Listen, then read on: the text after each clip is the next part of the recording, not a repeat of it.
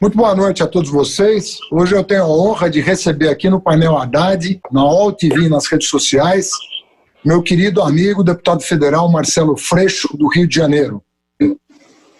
Marcelo, como é que você está? Querido Haddad, que bom estar te vendo nessa vida hoje em dia remota, né? Nessa vida estranha, mas é um prazer imenso conversar com você aqui no teu canal, um prazer imenso estar com vocês. E que bom que a gente vai poder conversar sobre tudo que está acontecendo. Estou aqui vivendo nessa pandemia só com família e trabalhando demais. Agora a gente não pode dizer, olha, tem que parar de trabalhar porque eu vou para casa. Não tem nem mais essa desculpa. Então, trabalho o dia inteiro. Você sabe que a gente perde a noção de quando é domingo, quando é sábado, quando é segunda, quando é 8 da noite, quando é 8 da manhã. Virou um roda-moinho isso aqui, né? Mas enfim, pelo menos a tecnologia... Tem alguma rotina, mas está difícil.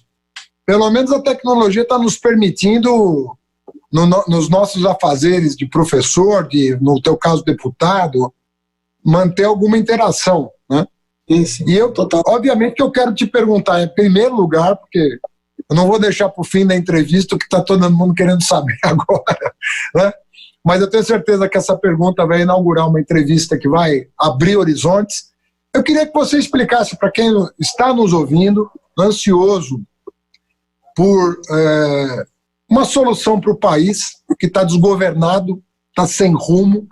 Eu queria que você desse a sua versão sobre o que se passou no Rio de Janeiro e a sua decisão de não se candidatar a prefeito do Rio de Janeiro. Então eu queria que você apresentasse o cenário para as pessoas e a gente, a partir daí, pudesse explorar. Fernando, a situação do país é muito grave. Eu acho que a gente vive um pior momento da República Brasileira. E aí muita gente pode falar assim, não, mas o pior momento foi a ditadura civil-militar. Nós temos um governo fascista em curso. O fascismo não vai chegar no Brasil por uma medida provisória. O fascismo não é algo que vai acontecer, né? O fascismo não é uma ameaça porque Bolsonaro é um fascista. Isso não temos dúvida. Nem ele tem dúvida. Aliás, nunca teve. Mas existe um governo fascista com um projeto fascista. E que, no momento de pandemia, significa a morte de milhares e milhares e milhares de brasileiros. A democracia não é algo que supera qualquer governo. Ela pode ser destruída, ela pode ser instituída, como já foi. E é a primeira vez, Fernando, que a gente tem um governo de centro-direita, de um projeto autoritário, de restrição de democracia, com apelo popular. O governo Bolsonaro tem apelo popular. A gente precisa entender que nós corremos dois sérios riscos, de um golpe de Estado ou de uma reeleição do Bolsonaro. As duas coisas representariam o fim completo da democracia. Pode parecer contraditório, mas o Bolsonaro disputa uma eleição e ganha, e isso é o fim da democracia? Provavelmente sim. Provavelmente, porque ele, legitimado a fazer o que já fez no primeiro governo, é sem dúvida alguma o fim completo da democracia brasileira. Então, diante desse quadro, e a gente vai poder aqui aprofundar o que eu estou chamando de fascismo, né? Por que eu estou dizendo que esse projeto Bolsonaro é um projeto fascista, onde é que mora isso? Eu sou do Rio de Janeiro, ele também, a gente se conhece e se enfrenta de longa data. O que é essa relação dele com as milícias, de onde vem? Acho que a gente pode e deve falar. Bolsonaro vem de um esgoto político muito perigoso, né? Bolsonaro representa a relação entre crime, polícia e política, como há muito tempo a gente não vê nacionalizado. Então, a minha atitude de dizer, olha, eu estou bem colocado nas pesquisas do Rio de Janeiro, estou no empate técnico em primeiro e segundo lugar ali, com chance do segundo turno, e eu estou dizendo o seguinte, abro mão de ser candidato. Por quê? Né? Já fui candidato 2 vezes, em condições, inclusive, muito piores do que essa. Eu fui candidato em 2016, você também, você sabe o que representou ser candidato em 2016. Era muito pior do que ser candidato agora. Né? Claro. Você talvez seja a maior testemunha que eu tenho do quanto foi difícil ser candidato em 2016, e nós fomos. Né? Fui candidato em 2012 quando ninguém me conhecia, enfrentando Rodrigo Maia e Eduardo Paes. Né? Então já fui candidato em situações adversas, muito piores do que agora. Só que agora não é uma questão de adversidade eleitoral, é outra situação, é outra conjuntura, não tem cabimento. Nós temos uma candidatura, o PSB, o PDT está com outra, o PCdoB pode ser que venha, mas não sabe. Ou seja, tem uma... nós não podemos estar cada um varrendo o seu quintal, cada um olhando para o seu projeto pessoal e um tufão vindo atrás e arrancando as casas das pessoas. O projeto fascista é um projeto em andamento, ele está acontecendo, ele não é uma ameaça, ele é um fato hoje em dia no Brasil. Então as forças comprometidas com a democracia precisam tomar atitudes. Nós temos que estancar essa divisão que hoje acontece na esquerda, nós temos que estancar a divisão que hoje acontece na democracia, porque se não fizermos isso, seremos julgados de forma muito cruel pela história. E nós podemos perder algo muito maior do que perder uma eleição. Podemos perder o direito a ter eleição. Isso está em risco. Ah, mas você está exagerando. Não, não estou exagerando. Eu conheço bastante o Bolsonaro, entendo, acompanho de perto a sua história, do que ele é capaz e o quanto ele é um ser incapaz. Então, o que está colocado hoje é muito grave.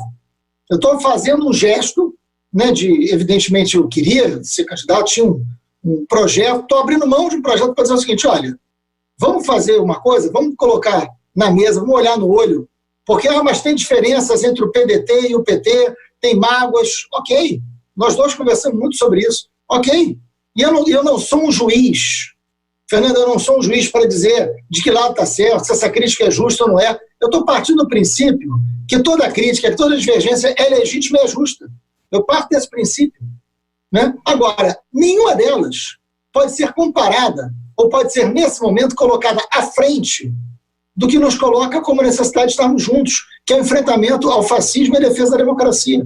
Então é uma atitude para chamar a atenção. Porque eu posso disputar uma eleição, posso ir para o segundo turno, posso ir para o segundo turno, mas o fascismo colocado no Brasil e a gente está aqui pensando nos nossos projetos, não é isso o mais importante agora. Então o que está... Qual é a quantidade de capitais que nós estamos batendo cabeça? Né? Falando objetivamente, você estava com mais questões internas ao PSOL para resolver ou externas ao PSOL envolvendo o PDT, PSD, uma vez que o PT estava muito disposto a apoiar a tua candidatura? O que de fato pesou na tua decisão? Problemas internos ou externos? Ou os dois? Não, mais externos do que internos, mas eu não vou... Você me conhece, às vezes eu exagero na sinceridade, mas é melhor, né? Mas tinham questões internas também. Mas nós tínhamos maioria no PSOL para aprovar a aliança. Mas é claro que você, diante do fascismo, com vida ameaçada, você sabe que eu vivo com ameaça há muitos anos e não é uma ameaça qualquer, né? A milícia matou meu irmão, eles mataram a Marielle, ameaça sobre minha família. É um negócio muito grave, não é brincadeira.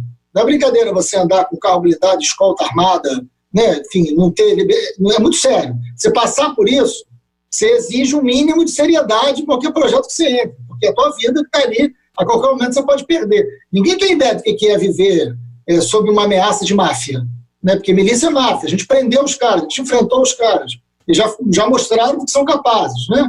Mataram uma juíza, mataram a Marielle, enfim. Então não é brincadeira um negócio desse. Aí você enfrentar essa situação, você enfrentar o Bolsonaro, que eu estou no olho do furacão dele ali, né?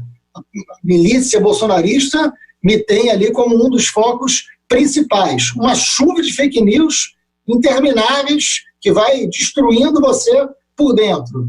Uma fragilidade estrutural grande do PSOL, né? Uma fragilidade muito grande, fragilidade material, estrutural, terrível. Mas isso a gente sempre teve, é verdade, isso não era uma novidade. Mas diante do novo desafio E as disputas internas, sem dúvida, que desanimam, mas não seriam impeditivas. Desanima, né? Lança candidatura para dizer que não quer aliança com o PT. Nessa altura do campeonato, eu entendo o sectarismo. Sempre entendi. Mas o sectarismo, no momento do fascismo, ele passa a ser irresponsabilidade. E a irresponsabilidade eu não tenho a obrigação de ter paciência, né? E não tenho.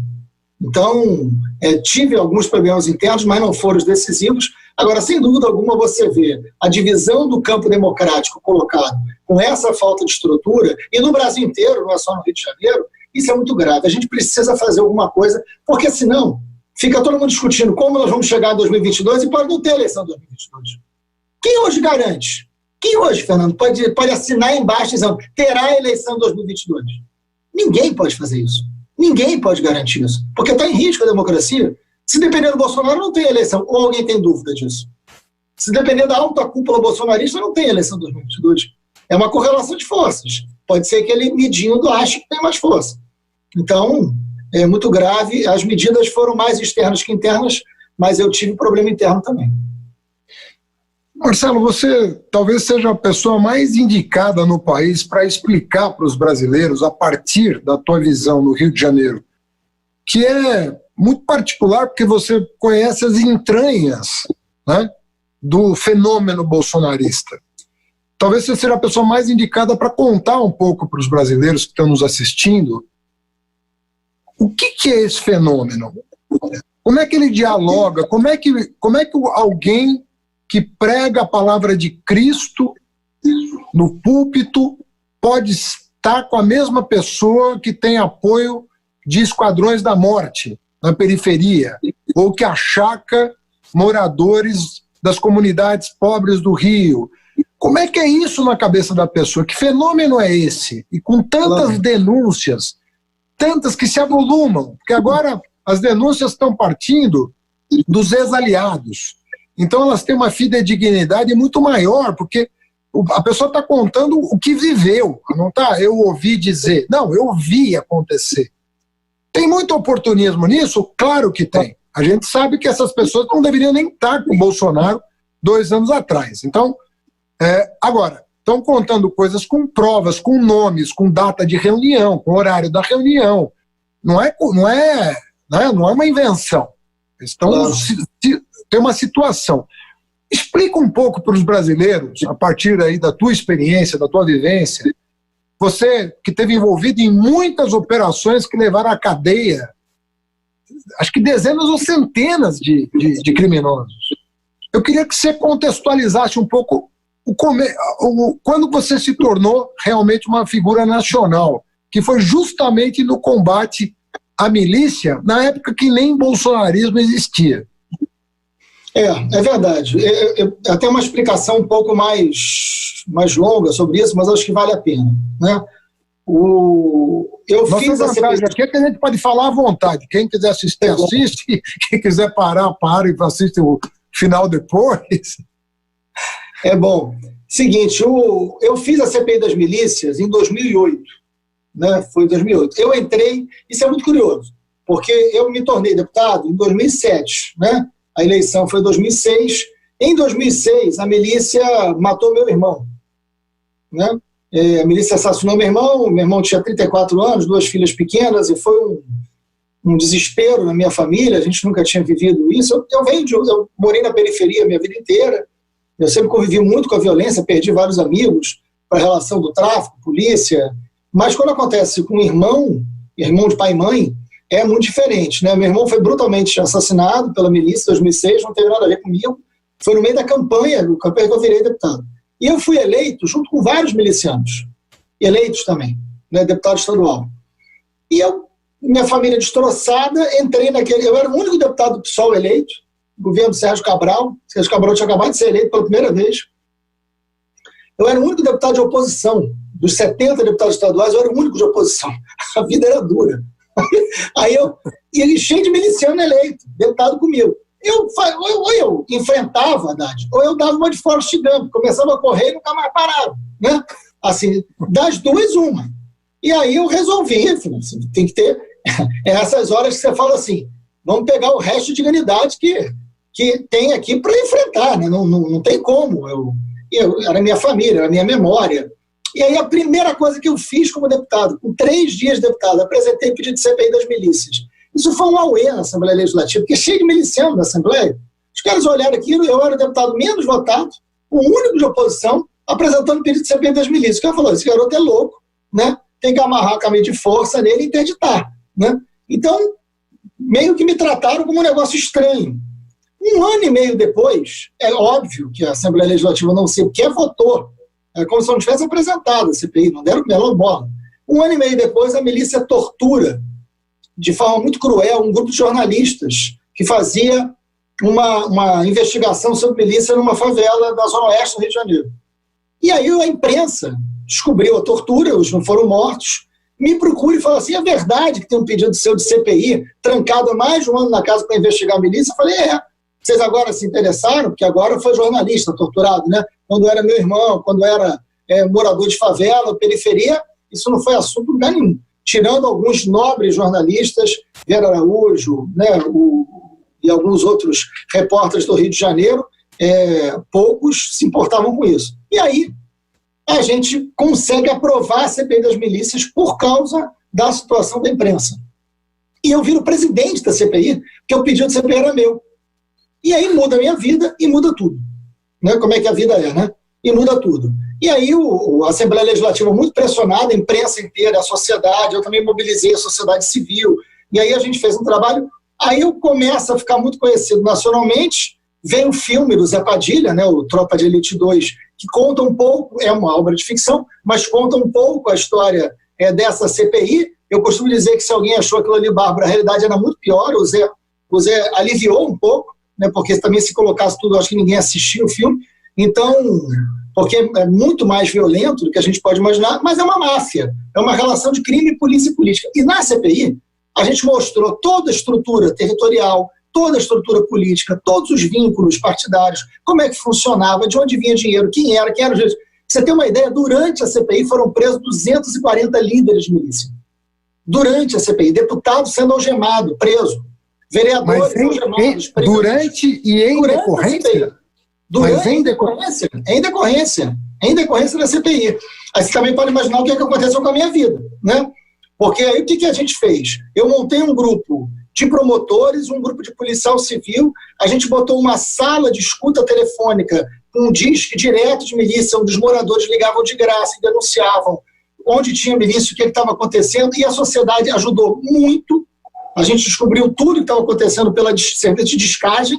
A gente fez um baile, foi uma CPI, eu fiquei 8 meses trabalhando nessa CPI, quase que fiz só isso. Mas foi um baita trabalho. O relatório da CPI das milícias tem 58 propostas, é uma cacetada na milícia, muito forte. Os líderes foram todos... Quando chegou a 1 ano depois da CPI, o número de presos já era de 560 líderes de milícia. Presos. E tem gente presa até hoje. Naquela época, gente presa até hoje. E eu estou falando das cabeças das milícias. Então, óbvio que isso a gente descobriu muita coisa ali. Né? A relação milícia tem uma estrutura de máfia. Eles dominam o território e tem uma atividade econômica ampla dentro do território. E é o único grupo criminoso que transforma o domínio territorial em domínio eleitoral. Como a milícia é movida por agentes públicos da área de segurança e tem deputados, tem braço político, eles têm projeto de poder. Então eles são donos de centros sociais, tem uma máquina de fazer dinheiro que vai controle de gás, internet, né, taxação, factory, eles têm de tudo que você pode imaginar, é uma grande estrutura mafiosa e projeto de poder, eles elegem gente. E aí nasce muito do que a gente tem hoje na presidência da República. Por isso que é grave. Marcelo, veja só, a julgar aí pelas evidências, obviamente que isso, se o Bolsonaro deixar, né, isso vai vir à tona e a justiça vai se encarregar. Mas as evidências são muito eloquentes. Né? Sim. Você tem um gabinete em que parte do salário é capturado pelo deputado filho do Bolsonaro. Então ele tem uma captura, que é, sim, traduzindo isso para o direito penal, peculato. Né? E tem a figura do Queiroz. Tem a figura do Queiroz, que é muito importante. Pois é. Então, quer dizer, a gente está falando aqui de rachadinha, que é um nome bonitinho, com um crime previsto no Código Penal. Ponto final. Então, ele desviava recursos dos seus colaboradores. Aí nomeava, pagava com dinheiro público e desviava uma parte. Aí lavava de várias maneiras. As reportagens que eu li dão conta de 2, pelo menos. 3, aliás. A loja de chocolate, por onde passava uma parte do dinheiro, a produção de habitações irregulares em áreas em área de milícia e a compra subfaturada de imóveis de luxo. Porque os bolsonaros, eles têm mais ou menos, entre eles, ali mais de 20 imóveis, alguns de alto luxo, de 4, 5 milhões de reais. Então, o patrimônio imobiliário, a Folha apurou tudo isso e percebeu que eles compravam imóveis subfaturados. Então, o imóvel valia 1 milhão, ele comprava por 500 mil. Os outros 500 mil, evidentemente, era o dinheiro desviado do gabinete. Então, obviamente que isso também tinha relação com milícia, eles também homenageavam milicianos na Assembleia. Eu ouvi você dizendo numa live outro dia da medalha Tiradentes, se eu não estou enganado, que é a maior comenda da Assembleia, que o filho do Bolsonaro deu para aquele Adriano, que foi foragido e depois... Tem um detalhe, Fernando. O Adriano, que foi um matador, um dos chefes de um grupo de matador, trabalhou para a máfia de caça-níqueis, que é uma máfia muito poderosa que tem aqui no Rio de Janeiro. O Adriano trabalhou para a máfia de caça-níqueis, assim como o Lessa, acusado de ter matado a Marielle, também trabalhou para a mesma máfia. O Adriano serviu junto com o Queiroz. O Adriano é do mesmo batalhão do Queiroz, estou falando do 18º Batalhão. Eles respondem a homicídios juntos, no mesmo homicídio, eles respondem juntos ao homicídio, né? Então, essa é a relação, esse é o Queiroz, que era o abraço de confiança do Jair e do Flávio, que organiza as rachadinhas. Percebam o tamanho do problema que você tem. É o Queiroz que leva o Adriano para a proximidade da família. E o Flávio Bolsonaro entrega uma medalha Tiradentes para o Adriano na cadeia. O Adriano estava preso por homicídio. Ele entrega a medalha na cadeia. A família do Adriano estava nomeada como laranja no gabinete do Flávio. Olha a quantidade de coisas que envolvem aí a família Bolsonaro, milícia, máfia. É um negócio muito grave, muito grave.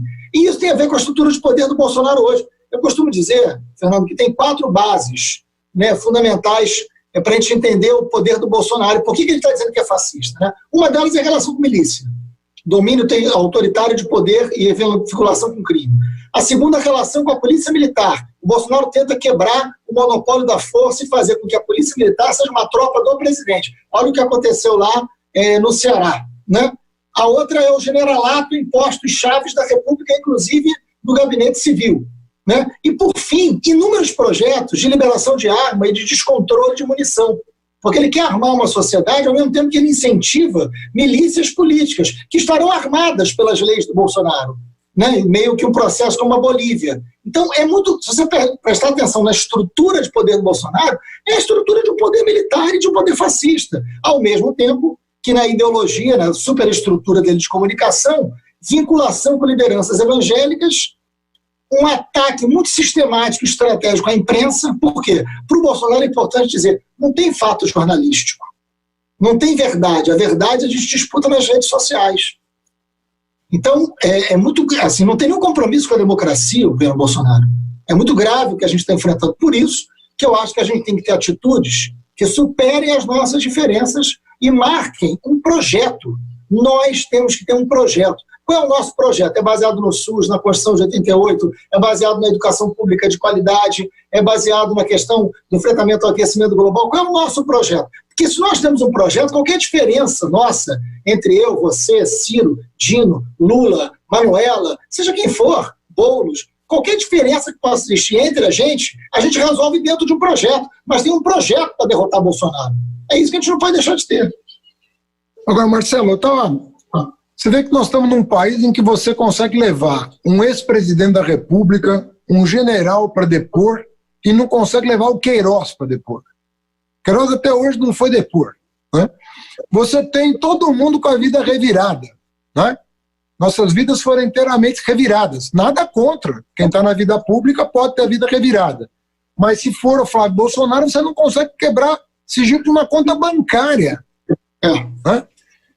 O Aras, eu fico pensando, ficam acenando que ele pode ser indicado ao Supremo.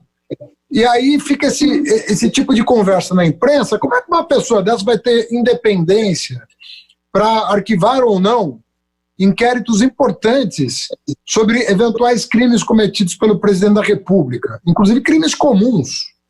Claro. Você tem já um rol de crimes de responsabilidade que independem, inclusive, de interpretação da Constituição, porque são textuais. Por exemplo, você inibiu o livre exercício dos poderes judiciário e legislativo, é crime de responsabilidade previsto na Constituição. O Bolsonaro faz isso todo domingo e ocupa o noticiário com isso. Então, a minha impressão é que não é só uma questão miliciana. Isso é muito dramático, porque envolve a integridade física das pessoas em um suposto ambiente democrático, mas tem a ver com o aparato estatal que parece que está cedendo a esse tipo de ambiente. Que você que viu nascer milícia, olhando para as outras instituições, você sente a corrosão ou você acha que nós estamos exagerando, as pessoas estão exagerando em torno disso? Não, pelo contrário, vou te contar uma história. Em 2009, eu fui chamado pela Anistia Internacional para conversar com em alguns países sobre a CPI das milícias. Eu tinha feito em 2008, eles me pediram para em 2009 eu levar o relatório para cobrar, né, do Brasil que cumprisse aquelas resoluções. Você sabe que eu fui apresentar na Alemanha, foi uma dificuldade, porque ninguém da Alemanha entendia como é que podia existir milícia, né? Como é que o setor da polícia domina a distribuição de gás e van. Eles não entendem nem a van, quanto mais o crime organizar a van, né? E aí eu cheguei na Itália. Quando eu fui falar na Itália, todo mundo sabia, todo mundo entendia perfeitamente o que era. Ah, não, claro, já sabemos o que era, sabemos. E aí eu fui conversar com algumas pessoas que enfrentaram a máfia italiana naquela época, né? Na época auge das máfias italianas. E lá em 2009, eles chegaram para mim e falaram o seguinte: olha, não tenha dúvida, eles vão matar um juiz no Brasil. Em 2009, eles falaram assim para mim: eles vão matar um juiz. Eles vão eleger gente e não se surpreendam se eles conseguirem eleger um presidente. Eu, obviamente, olhei aquilo e falei assim: típico italiano, exagerado pra cacete, né? Mataram a Patrícia Scioli e elegeram o Bolsonaro. Foi a milícia só que elegeu o Bolsonaro? Não. Não é verdade. Se a gente disser isso, a gente está mentindo. Não é verdade que foi só a milícia que elegeu o Bolsonaro. Bolsonaro se alimenta, sem dúvida alguma, de uma crise da democracia, da representatividade muito profunda e que nós não conseguimos ali responder. Bolsonaro, mesmo tendo sido representante do esgoto da política durante 28 anos, do que havia de pior como prática política, das rachadinhas de envolvimento com milícia, né, de nomear todos os seus filhos, enfim, de ter apoiado governos corruptos, de ter feito parte do mesmo partido do Paulo Maluf. O Bolsonaro sempre conviveu com o que havia de pior na política. Mas ele consegue construir uma candidatura dizendo: sou um capitão, falo em segurança pública, e a esquerda falhou ao não falar com profundidade sobre segurança pública, e eu estou fora da política. É por isso, Fernando, que o Bolsonaro provoca sistemáticas crises sobre o próprio governo. Porque ele não pode apresentar governo, porque ele não foi eleito para governar, ele foi eleito para destruir. Ele é um projeto fascista. Então ele cria a própria crise e muitas vezes nós ficamos a reboque da crise que ele provoca.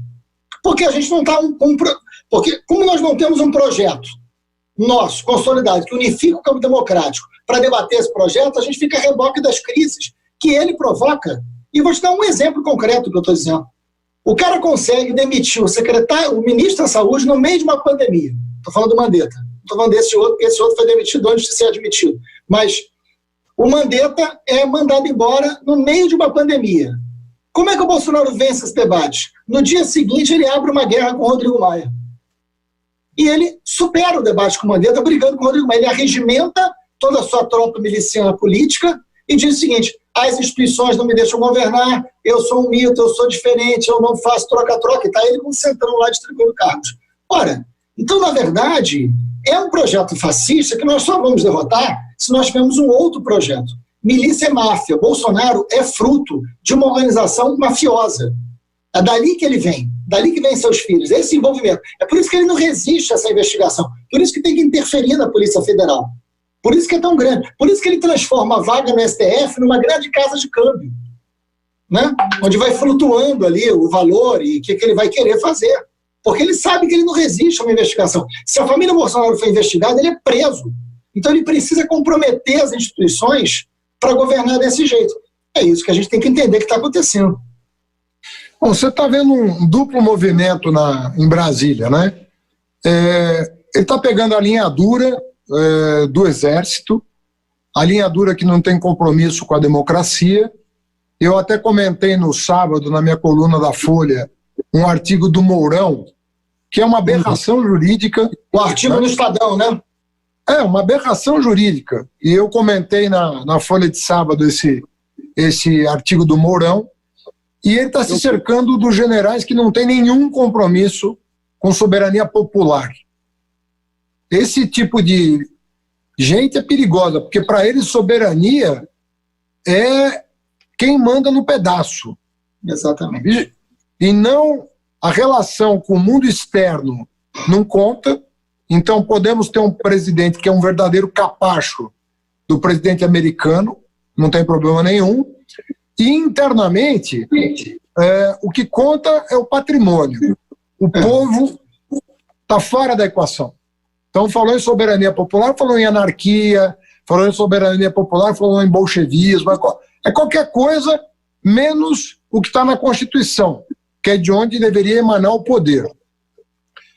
Então você tem, do outro lado, isso no poder executivo. No poder legislativo, você começa a ter uma cooptação do centrão. E é uma coisa curiosa, porque é alguém que não tem projeto, como você falou, ele não tem projeto, ele não foi eleito para governar, com uma base que tampouco tem projeto. Porque uma das características do centrão é que eles nunca apresentaram um candidato a presidente, porque eles nunca tiveram um projeto para o país. Eu não estou dizendo que um partido é obrigado a apresentar candidato a presidente, mas a característica comum a esses partidos é que eles efetivamente nunca se sentiram seguros para apresentar um projeto para o país. Então você tem um presidente que não tem projeto, com uma base que não tem projeto, é inédito. O que nós podemos esperar? Como é que isso se mantém? Como é que o país atravessa? Porque mesmo uma ditadura, você fala, bom, uma ditadura, então vamos romper com a democracia. Bom, mas do que nós estamos falando? De que projeto nós estamos falando? Então a impressão que dá é que você está tendo um processo de anomia no país. As coisas estão esfarelando na mão. Você não tem nenhuma solidez onde você está pisando. Você não imagina que isso possa enveredar por uma situação perigosa, inclusive, que pode dar ensejo a uma aventura, a uma coisa disforme. Porque quando eu falo uma aventura, eu estou indo além de uma ditadura, estou falando de uma coisa disforme, uma coisa que só tem a cara da violência, não tem mais nada além da cara da violência. Você sabe, Fernando, que teve uma vez que eu estava numa campanha, eu não vou me recordar qual foi o ano, mas eu estava numa campanha para deputado e eu fui para uma praça na Zona Norte e encontrei o Jair Bolsonaro e o Flávio fazendo campanha. Um azar imenso, né? Tanto lugar no Rio de Janeiro, eu fui parar na mesma praça que os dois. Mas, enfim, fazer o quê? Mas, enfim, mas eu não me retirei, fiquei na praça fazendo campanha. Os dois, o Jair e o Flávio, estavam com uma camisa, eu nunca esqueci disso. A camisa era o retrato do Médici, do Garrasto Azul Médici, e com uma frase assim, eu era feliz e sabia. Na camisa dos dois, na praça, na Zona Norte do Rio, fazendo campanha para deputado. Então, assim, o Bolsonaro nunca enganou ninguém. Ele é isso. Só que tem um detalhe. Quem votou no Bolsonaro é isso? Todo mundo que votou no Bolsonaro é isso? Eu não acredito nisso. Não acho que seja isso. Bolsonaro hoje tem 43% de rejeição, mas ele tem 30% de aprovação de ótimo e bom, o que é muito alto. Nós temos que falar sobre... Não adianta a gente falar só sobre os 43. Nós temos que entender os 30. Até porque ele não tem 30 de um lado e nós temos 70 do outro. Não é esse o quadro. Se fosse, estava resolvido. Né? 7-3, não é um 7-1, mas 7-3 está bom também. Mas não é. Né? Na verdade, qual é o grande problema que eu estou vendo que dialoga com a sua inquietação? O Bolsonaro tem 30% hoje de quem acha ótimo e bom, com tudo que ele está fazendo. Né? Talvez o Bolsonaro tenha de 10% a 15% de fanáticos. De fanáticos. Não estou falando de eleitores. Qual é o grande risco que a gente corre? Em breve, o Bolsonaro conseguir ter 30% de fanáticos. Você receia isso? Esse é o risco que a gente corre. E o projeto dele é esse.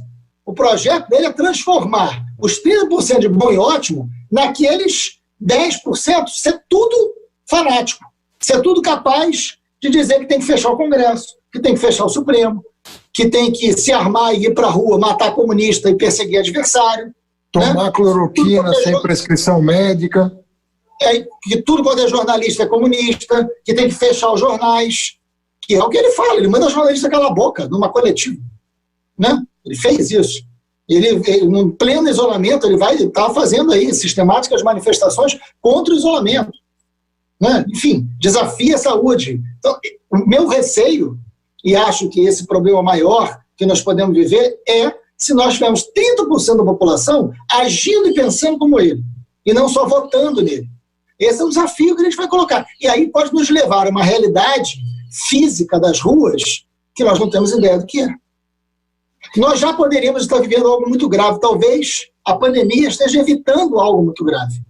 Né? Não é querer olhar um lado positivo da pandemia, que não tem, é evidente. Mas um ato hoje de rua, enfrentando outro ato de rua, nós vimos em Porto Alegre a violência da militância, né? Não vou nem chamar de militância, mas da covardia daqueles bolsonaristas contra uma mulher. Da agressão contra uma jornalista, contra enfermeira. Contra os enfermeiros, né, contra os assistentes sociais. Nós estamos vendo essa violência física. E aí é algo que pode se aproximar do que a gente viu na Bolívia. Não foi um golpe feito pelo Exército, não foi um golpe feito pelas Forças Armadas, nem policiais, mas foi um golpe feito por milícias políticas violentas, onde as Forças Armadas e as Forças Policiais não se meteram. Né? Abriram mão do monopólio da força, que também é um projeto que eu já citei aqui. Então a gente está diante de algo que nós não temos o domínio, o controle e nem a experiência. Nós não vivemos isso para saber o que é. Nós vivemos um golpe, nós vivemos uma ditadura, é outra coisa. Nós temos agora um governo eleito, independente de como foi eleito, mas é eleito com um projeto fascista em curso. A gente tem que ter essa responsabilidade, né? De saber, de identificar quem é esse inimigo, o que ele é capaz. Marcelo, eu quero enveredar um pouquinho para outra área, também delicada, que exige muita reflexão crítica, inclusive da nossa parte, que é a questão religiosa, que também no Rio tem uma importância decisiva. Né? Eu falo, até com uma certa surpresa, que eu vou te dizer uma coisa, eu não falo muito disso, mas eu sou neto de padre ortodoxo. O meu avô era padre cristão da Igreja Ortodoxa. Porque no Líbano, os padres cristãos não se submetem ao celibato romano. Eles prestam contas aos patriarcas. Então os padres formam família. E era o caso do meu avô. Meu avô era padre e teve 10 filhos, 7 sobreviveram, e se tornaram adultos e constituíram família. E meu avô, na verdade, viveu numa situação de muito conflito religioso. Você sabe que o Oriente Médio não é brincadeira. Né? Claro. Ali tem sempre alguém com um fósforo na mão, né? Querendo tacar na gasolina. E ele ganhou um prestígio muito grande porque ele sabia lidar com a diferença. Então era uma pessoa de alta respeitabilidade porque ele respeitava os drusos, os muçulmanos, respeitava os cristãos maronitas que não eram ortodoxos, e ele ganhou uma respeitabilidade muito grande por isso. E eu aprendi com meu pai que a gente tem que respeitar as crenças, tem que respeitar a fé das pessoas, que a religião é um assunto privado, que a relação da pessoa com a transcendência, que ela tem 1000 maneiras de expressar a bondade que tem dentro dela, né? E são doutrinas todas muito bonitas e que a gente tem que saber conviver com isso. De repente, você vê um cara que prega o ódio ter apoio, inclusive de autoridades eclesiásticas, né? O que se passa? Como é que pode, assim, do que nós estamos falando? Uma pessoa que nega a vida, uma pessoa que nega a liberdade, uma pessoa que nega o respeito, uma pessoa que nega a dignidade da pessoa humana, uma pessoa que promove a intolerância. O que está em jogo? Você consegue compreender qual é a liga que deu? Claro. Esse, para mim, é o grande desafio que esse campo nosso progressista tem pela frente. Né? eu lembro bem das origens lá do PT, nós tínhamos 3 setores muito importantes na formação do PT, que é um período de redemocratização. Aí, isso é interessante, né, Haddad? A origem do PT tem a ver com a luta pela democracia. Né? O PT surge no sentido maior da luta pela democracia. Está aí uma enorme responsabilidade que o PT tem hoje na luta pela democracia. Né? De novo, né? O PT sendo de novo muito importante aí nesse momento de luta pela democracia.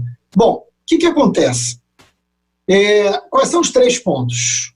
As universidades, o pensamento intelectual, foi muito importante para o PT naquele momento, o movimento operário, o movimento sindical, e o setor religioso progressista, que a gente chamava de teologia da libertação. Né? Essas 3 coisas estão muito mudadas hoje em dia. E o setor religioso, nós vimos um avanço muito grande de um setor mais conservador. A fé do povo, a gente tem que respeitar demais da conta. Porque essa fé ela é básica, ela é decisiva na sobrevivência de muitos brasileiros. A cidade do Rio de Janeiro, por exemplo, 1/3 dos moradores da cidade do Rio de Janeiro moram em favelas. As religiões têm um papel nas favelas decisivo. Se não fossem as religiões, seria muito difícil, muito mais difícil a vida nas favelas. Eu tenho circulado, eu te falei isso uma vez, eu tenho circulado muito, né, antes da pandemia, circulando muito e conversando com pastores evangélicos das favelas. Fiz uma reunião com 18 pastores evangélicos da Cidade de Deus. Né? Você ouvir aquelas pessoas, é uma narrativa sobre o Rio de Janeiro extraordinária. São pessoas honestas, íntegras, que conhecem aquela comunidade, que lutam pela vida daquelas pessoas. Isso é um povo, isso é uma coisa. Isso é uma realidade religiosa que a gente tem que mergulhar. É o tal trabalho de base, né? Que a gente tanto fala entre nós, né? Tanto nos alertamos sobre isso. Mergulhar nesse universo do cotidiano e da importância das religiões na vida das pessoas mais humildes. Isso é um universo que eu acho que a gente navega pouco, que a gente escuta pouco. Mas tem um outro universo que é dos negócios, dos grandes mercadores da fé. Nós não podemos achar que é tudo igual, que é tudo a mesma coisa. Esses grandes mercadores da fé, eles estão na vida política, e eles estão do lado do Bolsonaro. Esses grandes mercadores da fé, eles fazem qualquer coisa em nome dos seus negócios, e qualquer coisa usando a fé. E isso é muito perigoso, porque eles são instrumentos decisivos para fazer com que Bolsonaro sustente as suas mentiras. Ele faz Bolsonaro chegar, esses grupos fazem Bolsonaro chegar na casa das pessoas, e chegar através de uma mensagem de fé. Isso a gente vai precisar enfrentar. Agora, a gente só enfrenta se a gente tiver respeito pela religiosidade do povo e capacidade de dialogar com lideranças populares, com lideranças religiosas que não sejam esses grandes mercadores, porque elas existem. Mas nós temos que conseguir dar voz, dar vez, dar espaço e saber ouvi-los. Né? Porque se a gente sair achando que a religião não pode ser misturada com a política, isso é uma bobagem. Ela sempre foi. Agora, qual é o projeto que a gente apresenta, com quem a gente está dialogando desse setor religioso que não é um mercador, como tantos esses que estão do lado do Bolsonaro? Entendi. E isso não tem nada a ver com o Estado laico, né? Porque o Estado laico, não. Né? Ele tem que ser laico mesmo, porque ele abraça todas as religiões. Claro. Mas cada religião tem o seu espaço na vida social do país para defender os seus valores, né? Exatamente. O Estado se mantendo, de certa maneira, numa abstração em relação à particularidade de cada religião. Eu queria, estamos já no capítulo final da nossa entrevista, e estou com vontade de te convidar para uma próxima, porque o assunto... A hora que você quiser, é um prazer. Vai ser muito bom. Mas eu queria te perguntar um pouco da polícia, porque... Eu vou te falar, como prefeito de São Paulo, eu tive que me relacionar com a polícia. E eu tive uma excelente impressão dos profissionais com quem eu dialoguei. Sabe?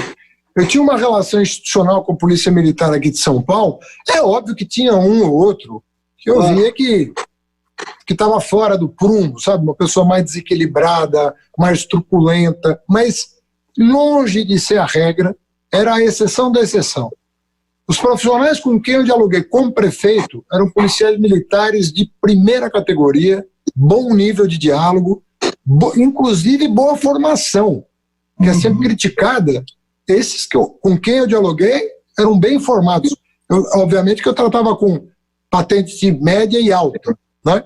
Mas na relação também com quem estava ali no chão de fábrica, a relação sempre muito boa. Às vezes parava uma viatura para me cumprimentar, para perguntar, e trocava uma ideia. Qual que é a tua visão sobre essa questão da polícia militar, da polícia civil? O que nós, do ponto de vista de segurança pública, eu sempre digo que a Constituição de 88 tem duas grandes lacunas. Isso. O sistema político partidário, ela não organizou o sistema político partidário. Muito do que a gente viveu, essas crises todas, a própria Lava Jato é uma consequência dessa lacuna. Ela não organizou o sistema político partidário do ponto de vista das alianças, do ponto de vista do financiamento, do ponto de vista de vários pontos de vista. Deixou tudo em aberto. Resultado, cada um fez o que quis e teve gente que fez o que não devia.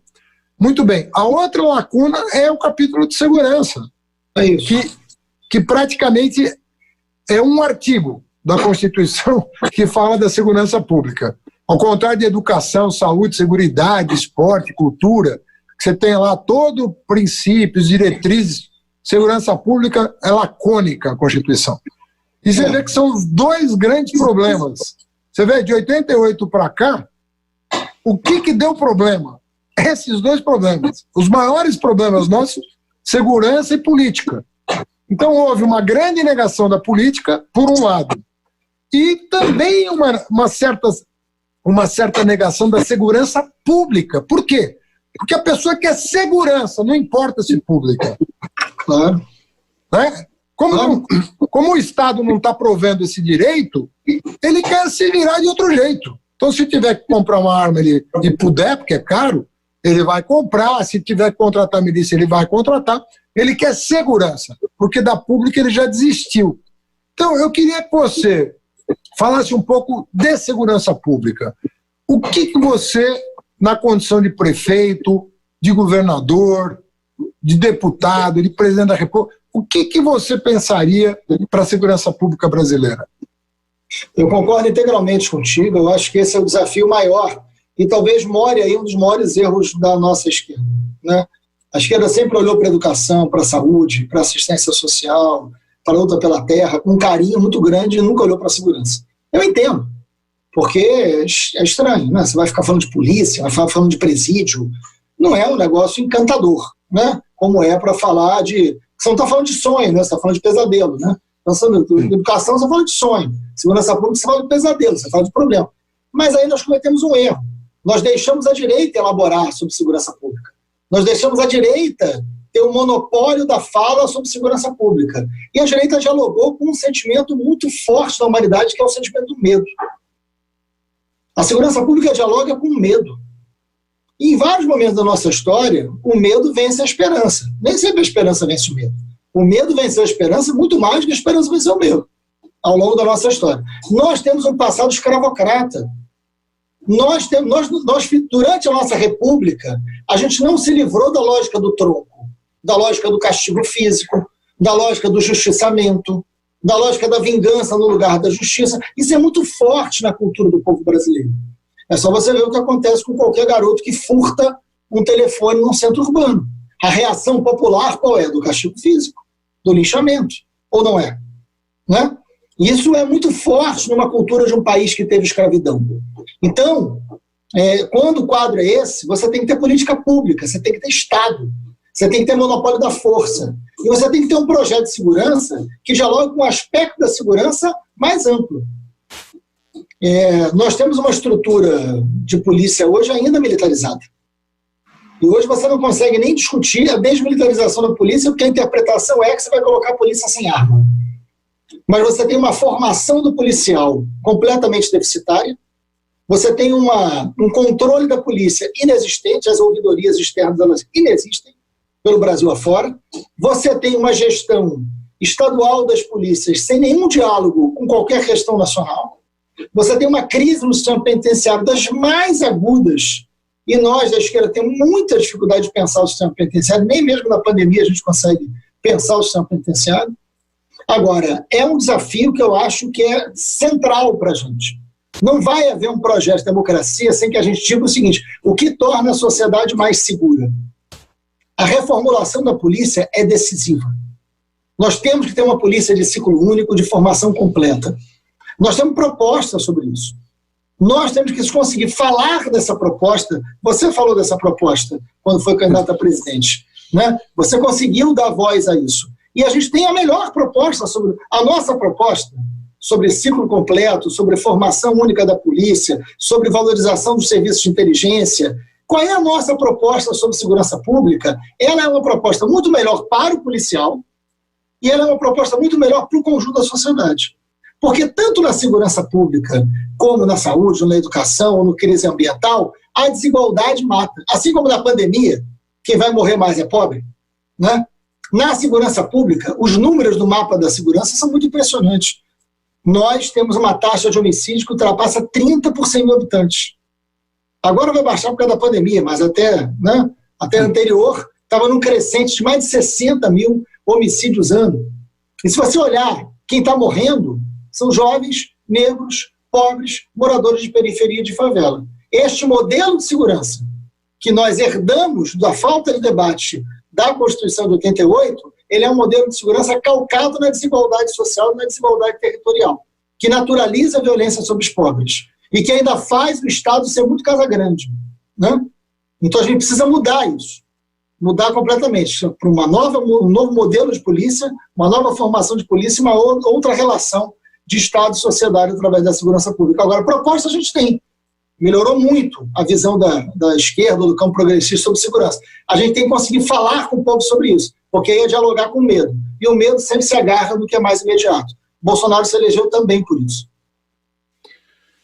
Bom, Marcelo Freixo, eu queria te agradecer muito essa oportunidade, dizer que eu sou teu companheiro, cerro fileiras com você na luta contra o fascismo. Eu tenho verdadeira... Alô? Acho que caiu aqui. Eu tenho verdadeiro horror da falta de liberdade. Para mim, liberdade é parte da essência humana. A gente se desumaniza sem liberdade. Então, a luta pela liberdade é a luta mais importante de qualquer pessoa. A gente respira liberdade. Então, você conte comigo para o que você quiser aí no Rio de Janeiro. Você saiba aqui que você tem um companheiro que, independentemente do partido, comunga com você os mesmos valores e te admira muito. E eu tive esse privilégio hoje de conversar com o Marcelo Freixo aqui no painel Haddad, e já tive conversando com outros companheiros do PSOL, mas nunca com o Marcelo a primeira vez, e muita satisfação. Toda segunda-feira um convidado novo na UOL TV, nas redes sociais. Mais uma vez, Marcelo, conte comigo, conte conosco. Estamos na luta e muito obrigado pela entrevista. Obrigado, Fernando. É um prazer imenso. Você sabe como eu gosto de você, como a gente é amigo aí na vida pessoal. Dá um beijo na Estela, um beijo na sua família. Obrigado pelo convite. É um prazer. Passou muito rápido, mas a hora que você quiser de volta, conversa mais, porque a luta vai ser grande. A gente não está numa corrida de 100 metros, né? Maratona, então a gente vai ter muita coisa para fazer. Um abraço para Antônio, abraço em casa. Tudo de bom. Obrigado. Tudo de bom. Valeu.